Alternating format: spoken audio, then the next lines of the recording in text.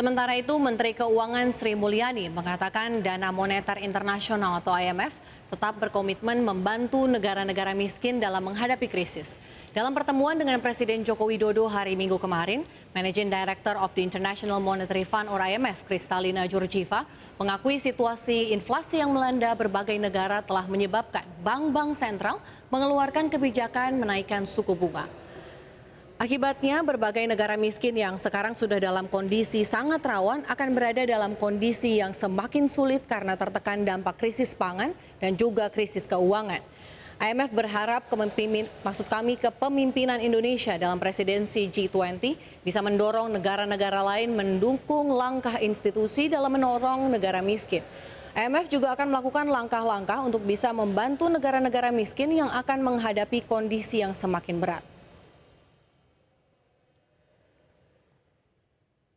Kristalina tadi menyampaikan bahwa IMF akan melakukan langkah untuk bisa membantu negara-negara miskin tersebut yang akan menghadapi kondisi yang luar biasa berat.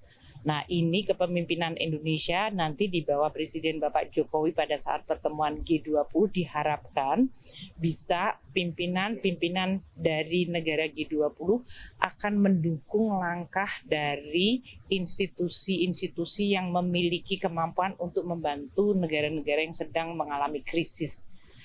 Seperti yang sekarang ini terjadi di berbagai negara Afrika dan juga bahkan negara seperti Sri Lanka.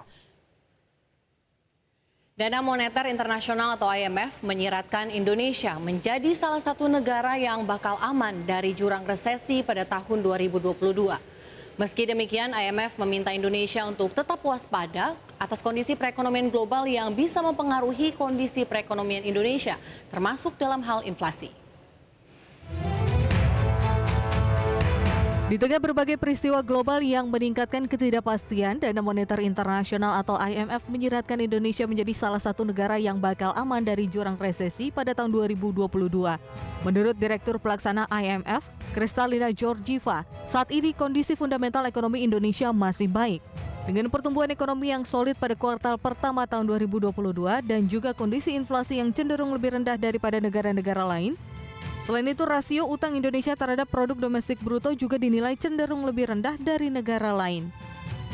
With regard to the Indonesian economy, over the last years, there has been tremendous progress in reforms that have made Indonesia much more resilient to shocks. And when COVID hit, because of these reforms, because of the strength of the macro fundamentals of Indonesia, the country succeeded to prevent a significant drop. There was a drop in economic output, but not as deep as in many other places.